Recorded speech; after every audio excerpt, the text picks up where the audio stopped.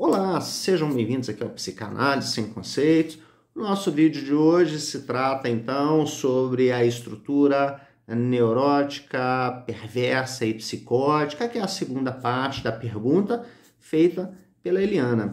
Bem, é interessante considerarmos como que alguns autores, e partimos aqui talvez de Jacques Lacan, como que ele propõe esse diagnóstico diferencial. O diagnóstico, então, estrutural. Ou seja, existe alguma espécie de organização do sujeito, isso não quer dizer uma patologia propriamente dito. Então, quando falamos de neurose, psicose e perversão, dentro de estruturas, estamos falando de modos de organização. São formas pela qual o sujeito organiza-se com maior tendência, organiza-se de acordo com as suas experiências singulares, principalmente desse encontro com aquilo que podemos determinar de castração.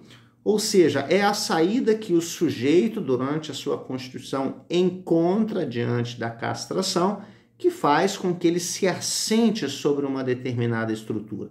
Sobre a estrutura neurótica, com predominâncias de características de comportamentos neuróticos.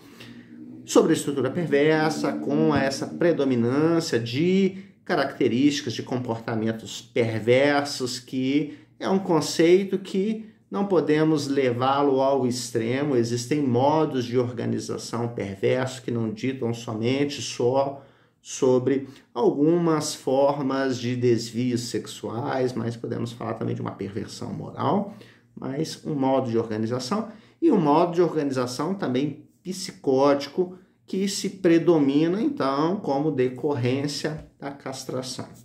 Existe um resumo muito bacana sobre esse assunto, que é um assunto bem amplo, bem vasto, que diz que, de certa forma, a estrutura neurótica envolve todas aquelas pessoas que desejam alguma coisa, mas que têm medo.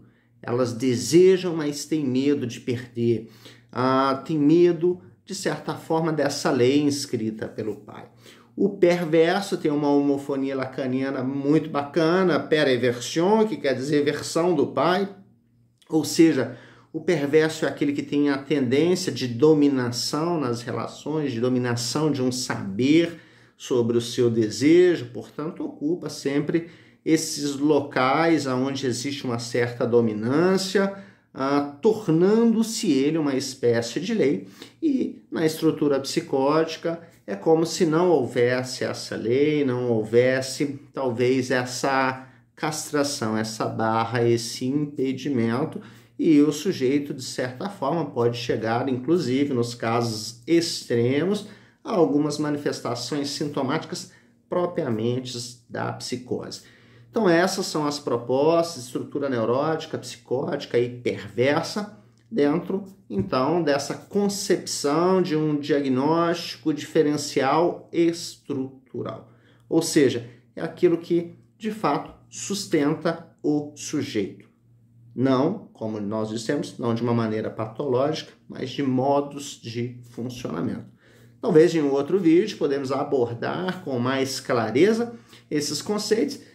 Deixo aqui também os seus comentários, as suas perguntas e as suas sugestões para que a gente possa continuar transmitindo essas informações, fazendo aqui novos vídeos, tentando entender um pouco mais sobre a psicanálise. Até um breve momento. Tchau, tchau!